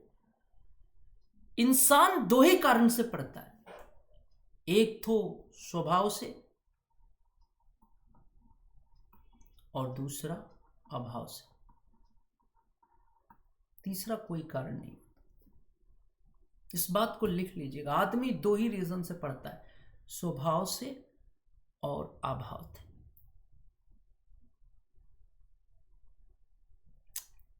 तीसरा कोई रीजन नहीं। अब आप सोचना इसके बारे में। तो ये प्रशांत महासागर के सफर को पार करके जो पहुंचे, इनमें दो लोग थे, एक तो स्वभाव से गए थे और एक अभाव से गए थे। तीसरे लेवल का कोई आदमी था ही नहीं इसमें। तो चलिए तलाशा जाए कि कौन लोग थे, कैसे पहुंच गए, कहां से ये आ गए। चलिए आइए देखा जाए। तो पहला रीजन मैं आपको लिखा रहा हूं, यहां पे देखिए, दिखा रहा हूं। पहला जो लोग थे, ये थे जन संहारक युद्धों से मुक्ति के लिए। जन संहारक युद्धों से मुक्ति के लिए इंसान ना बहुत ज्यादा, समझ जाइए बेटा कि परिस्थितियां बहुत ज्यादा जिम्मेदार होती हैं किसी इंसान को आगे ले जाने के लिए, किसी इंसान को बढ़ाने के लिए।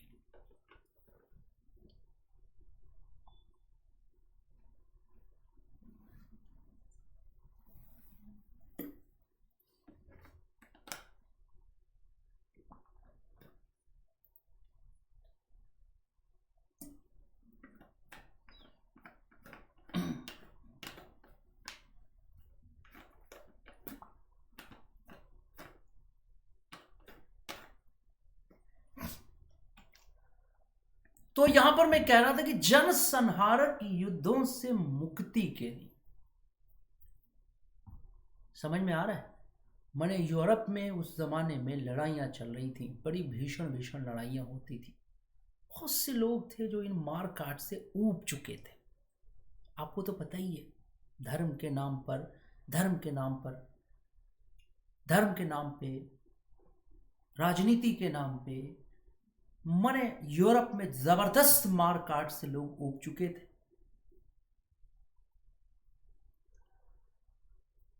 तो ये लोग जो है जान बचाकर भागे,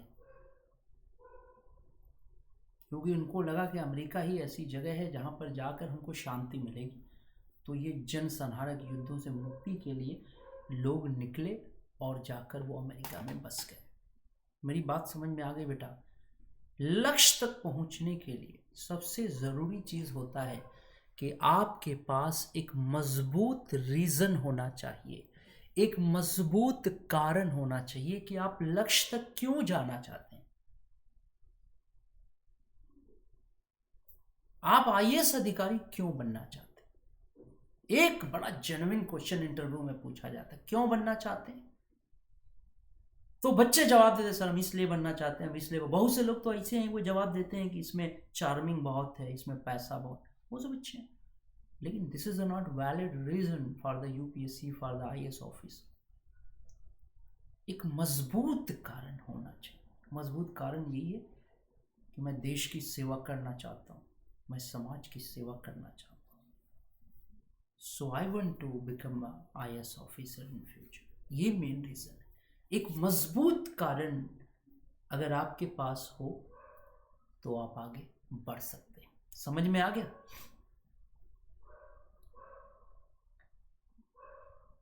एक राजा है जो इकरार भी कर सकता है। एक राजा है जो इकरार भी कर सकता है। एक फकीर है जो इनकार भी कर सकता है। एक फकीर है जो इनकार भी कर सकता है।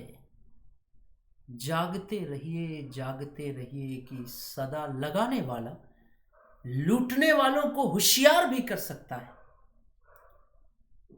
अपने हाथों को वो पतवार भी कर सकता है। अपने हाथों को वो पतवार भी कर सकता है। हौसला हो तो दरिया पार भी कर सकता है।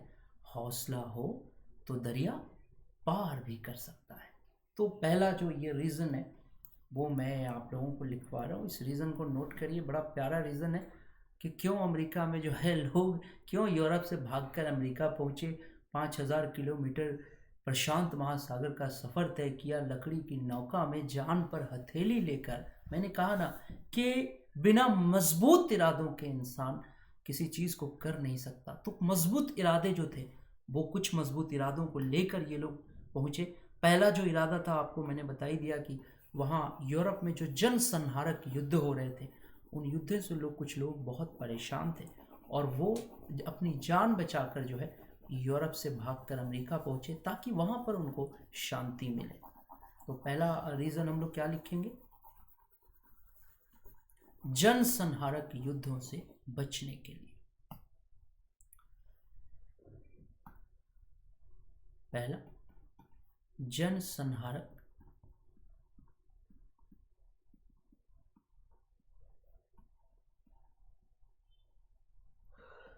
युद्धों से बचने के लिए।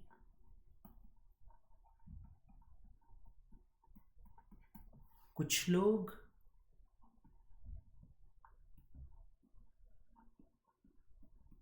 यूरोप से निकलकर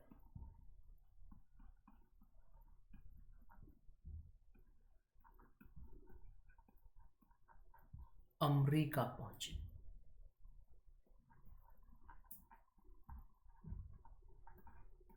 समझ में आ गया ना? मजबूत इरादे इंसान को उसकी मंजिल तक पहुंचा देते हैं ईश्वर की दया से। ठीक है ना? करेक्ट है? समझ में आ रहा है कि कैसे, मतलब बहुत बड़ा प्रश्न है कि यार 5000 किलोमीटर की दूरी, लकड़ी की नौका, 2 से 3 महीने का सफर, ये बहुत बड़ा इशू है। नोट कर लिया आप लोगों ने? अब अगला क्या कारण हम लोग ले रहे हैं। उस जमाने में ना क्या करते थे, कुछ आक्रमणकारी लोगों को पकड़कर बेच देते थे। आक्रमणकारी जो होते थे वो लोगों को पकड़कर धनी लोगों से बेच देते थे। अब धनी लोग उनके साथ कैसा बिहेव करते थे तो आपको पता ही है। तो कुछ लोग इससे बचने के लिए भी अपना देश छोड़कर अमेरिका भाग गए। धनी लोगों के हाथों बेचे जाने के डर से कुछ लोग निकलकर भाग गए अमेरिका, आक्रमणकारियों के डर से। तो ये चीज़ हम लोग सेकंड रीज़न लिख लेंगे। दूसरा रीज़न बेटा लिख लीजिए कि धनी लोगों के डर से, धनी लोगों के बेचे जाने के डर से, है ना, कुछ लोग निकल कर भाग गए। तो हम लोग इसको लिखेंगे यहाँ पर सेकेंड रीज़न कि उस समय कुछ आक्रमणकारी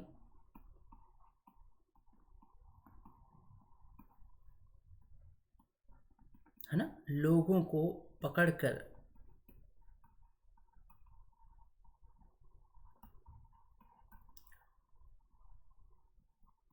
धनी लोगों के हाथों बेच देते थे।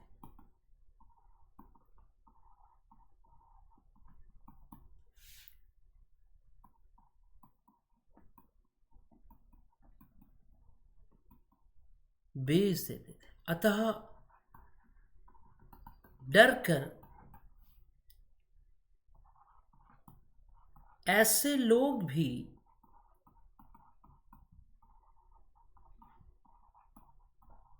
अमेरिका पहुंचे। ठीक है बेटा, समझ में आ गया। ये दूसरा रीजन भी क्लियर हो गया होगा, आई होप। भाई इंग्लैंड पूरे अमेरिका को नहीं बसा सकता था, वो अपनी ज़रूरत के हिसाब से लोगों को लेके गया, लेकिन बाकी लोग कहाँ से पहुँचे ये बहुत बड़ा प्रश्न है। उन्हीं प्रश्नों का जवाब हम लोग देने की कोशिश कर रहे हैं। ठीक है, इसको नोट करने के बाद मुझे बताइए कि ये हो गया है, तो हम लोग आगे बढ़ते हैं।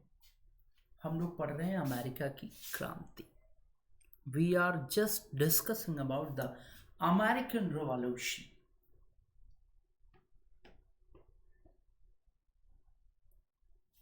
समझ में आ रहा है, क्लियर हो रहा है?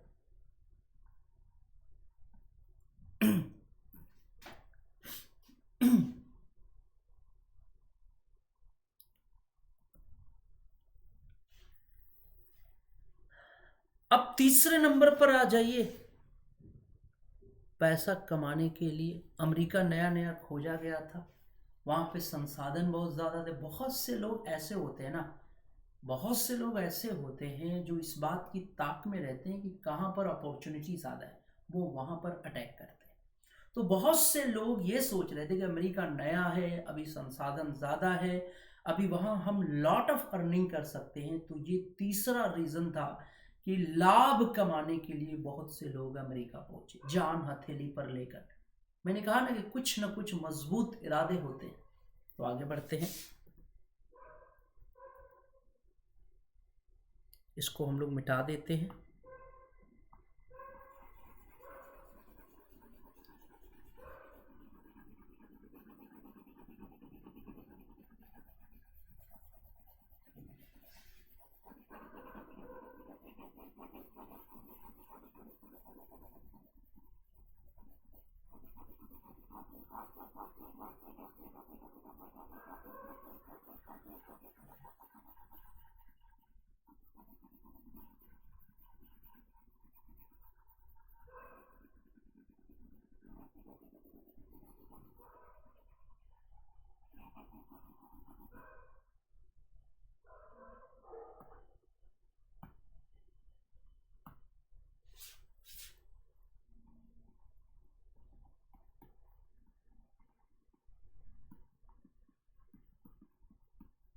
आर्थिक लाभ के लिए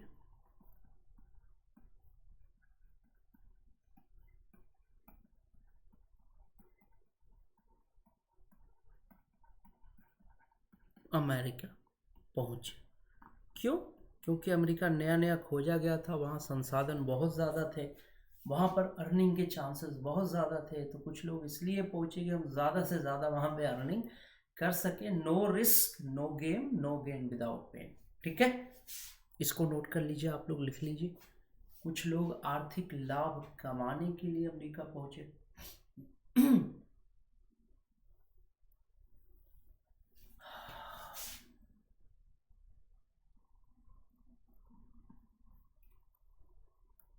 आगे बढ़ते हैं। अगला रीजन है राजनीतिक उत्पीड़न से बचने के लिए। बहुत से ऐसे लोग थे, पॉलिटिकल प्रॉब्लम से, कहते हैं कि वो राजनीतिक उत्पीड़न हो रहा था, राजा लोग निशाना बना रहे थे, राजाओं के दुश्मन रहे होंगे, राजा लोग उनको निशाना बना रहे थे। सो राजनीतिक उत्पीड़न से बचने के लिए, मारने के लिए राजा लोग ढूंढ रहे थे, उनकी सेना ढूंढ रही थी।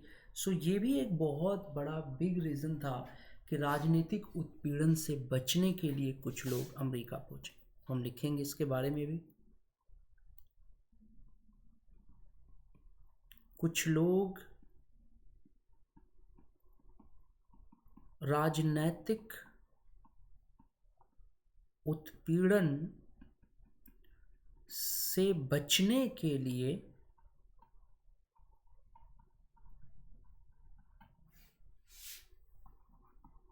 अमेरिका पहुंचे। ठीक है बेटा, चीज़ें समझ में आ रही हैं, कोई दिक्कत तो नहीं है?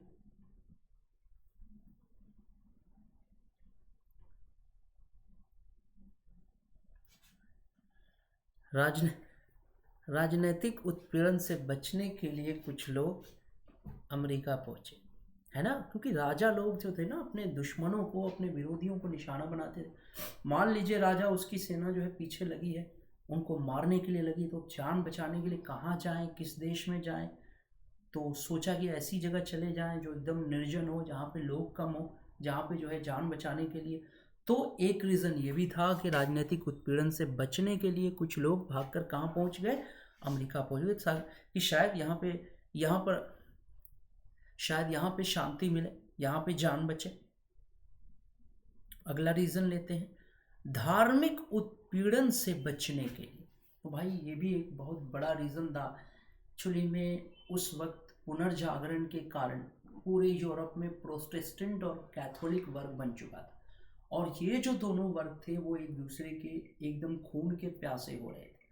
तो हजारों लोग यूरोप में ये जो धार्मिक उत्पीड़न था इससे मारे जा रहे थे। तो इस चीज़ से बचने के लिए, सुकून से रहने के लिए कुछ लोग क्या किए, उन्होंने जान हथेली पर लेकर जो है सफ़र शुरू कर दिया और अमेरिका पहुंचे। तो ये समझ लीजिए कि ये एक बहुत बड़ा, ये जितने भी आप रीज़न देख रहे हो ना, ये सारे रीज़न में एक बहुत बड़ा जो रीज़न है वो धार्मिक उत्पीड़न है।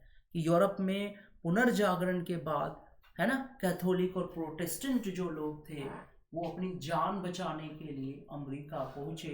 वो लोग एक तरह से प्रोटेस्टेंट और जो कैथोलिक लोग थे वो आपस में लड़ रहे थे, तो बहुत से लोग इस चीज़ से बहुत परेशान थे। ठीक है, वो अपनी जान बचाने के लिए अपना देश छोड़कर अमेरिका पहुंचे। तो ये भी रीज़न बेटा हम लोग नोट करेंगे, ये लास्ट रीज़न है, लिख लीजिएगा। पांचवें नंबर पर कि धार्मिक उत्पीड़न से बचने के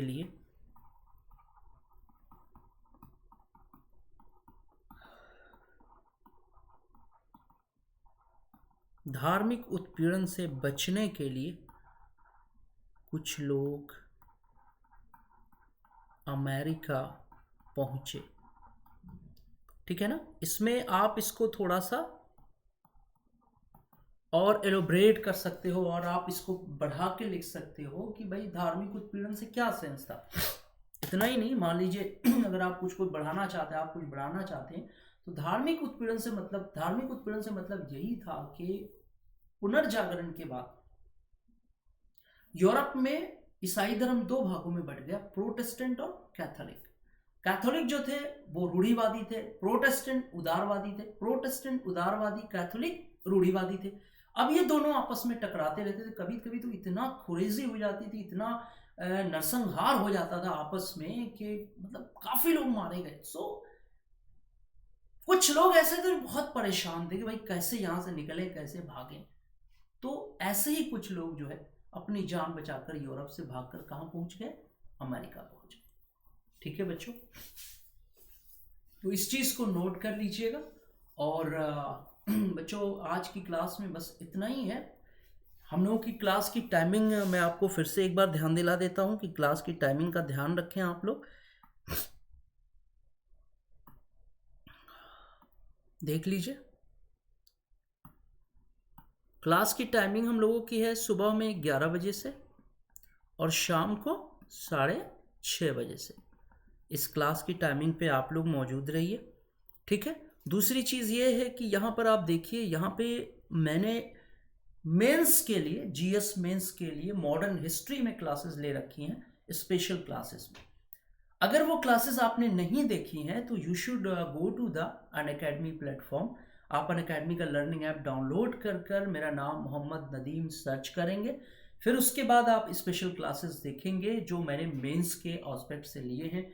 इनके जो मैंने जो मैटर लिखवाए हैं उस मैटर को आप नोट करिए, ये मैटर आपके बहुत काम आएंगे। समझ में आ गया? तो जितने क्लासेस मैंने लिए, जैसे अंग्रेजों भारत छोड़ो आंदोलन 1942 मुख्य परीक्षा, महात्मा गांधी और उनकी विचारधारा मुख्य परीक्षा, 1857 की क्रांति मुख्य परीक्षा, इससे और भी मतलब पूरा कंप्लीट मैंने मॉडर्न हिस्ट्री की क्लास ली हुई है मुख्य परीक्षा के लिए। आप देखिए, प्रीलिम के लिए भी ली हुई है, आप देखिए। सो ये है कि अनअकैडमी का जो लर्निंग ऐप है इसको डाउनलोड करिए और ये जो क्लासेस है मेरी, ये आप देखिए अगर आपने नहीं देखा हो तो। ये आपके लिए बहुत ही बेनिफिशियल होंगी। और बच्चों लगातार जो है ये पूरा महीना जो है हमारा वो वर्ल्ड हिस्ट्री पूरा जो लगातार ये पूरा महीना जो है ये वर्ल्ड हिस्ट्री का महीना है, पूरा वर्ल्ड हिस्ट्री चलेगा एकदम। और आप लोग टाइमली आइए, मौजूद होइए। और एक गुजारिश और भी आपसे कि आप, चूंकि मैंने शुरू में भी बताया था कि ये एक रिकॉर्डिंग क्लास है, लेकिन इसमें कुछ ऐसा नहीं है जो लाइव क्लास में नहीं है, सब कुछ वही है। बस ये है कि कुछ कारणवश जो है क्लास लाइव नहीं हो रही है। सो बहुत जल्द वो क्लास लाइव हो जाएगी तो हम आमने सामने भी होंगे। बट ये है कि बहुत जल्द लाइव होगी क्लास, तो उसका भी हम लोग मज़ा लेंगे, एंजॉय करेंगे। बट ये है बेटा कि यहाँ पर जो आपकी बातें हैं कि भाई आप कुछ पूछना चाहते हो, यू हैव समथिंग, है ना, आप कुछ पूछना चाहते हैं तो आप टेलीग्राम देखिए, मेरा टेलीग्राम का यहाँ पर लिंक दिया हुआ है। इस लिंक से आप चाहें तो डायरेक्ट आप टेलीग्राम पर जुड़ सकते हैं, नहीं तो यूट्यूब के नीचे जाइए, यूट्यूब के नीचे जाइए, डिस्क्रिप्शन बॉक्स में जाइए और मेरे टेलीग्राम आईडी पर सर्च करके उस पर क्लिक करके आप मुझसे टेलीग्राम से डायरेक्ट जुड़ जाइए, ठीक है। अगली चीज ये कि अगर आप अनअकैडमी ऐप पर एडमिशन लेकर पढ़ना चाहते हैं, if you are interested to join the Unacademy app, I mean you want to subscription for the Unacademy app for your preparation, then you should use the referral code MNUS. MNUS is your referral code for 10% discount. If you want to 10% discount, please use the referral code MNUS. MNUS is your referral code. Okay, then ये मैं भी आपसे request करूंगा कि it's request to you, please like the class. अगर आपने class को enjoy किया, अगर क्लास आपको पसंद आई तो इसको लाइक ज़रूर कर दीजिएगा। प्लीज़ शेयर करिए बेटा, प्लीज़ शेयर द क्लास। ये मैं आपसे बार बार कहूँगा, it's humble request to you, please share the class to other persons. आप दूसरे बच्चों तक भी इस क्लास को पहुँचाइए। और साथ में ये कि सब्सक्राइब करिए चैनल को ताकि आने वाली क्लास की नोटिफिकेशन आपको मिल सके।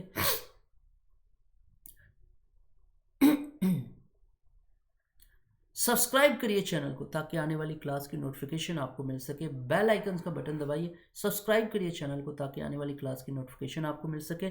बेल आइकन्स का बटन दबाइए ताकि आने वाली क्लास की नोटिफिकेशन आपको मिल सके। तो बच्चों आज रात इतना ही। आप सबको मेरी तरफ से गुड नाइट, शुभ रात्रि, शब बखैर। मिलते हैं सुबह 11 बजे अपने इसी प्लेटफॉर्म पर। Let's crack it.